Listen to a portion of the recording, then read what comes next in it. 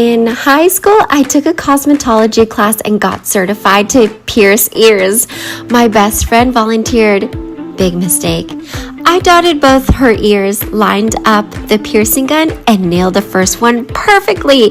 Then I go for the second ear, line it up, and achoo! I sneezed mid-pierce. That earring landed so far off the mark it looked like her ear was applying for a different zip code.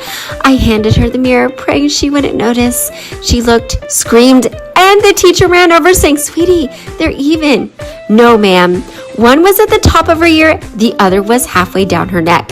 Lesson learned, never trust a teenager pierced with allergies. You leave with one cute stud and one emotional scar.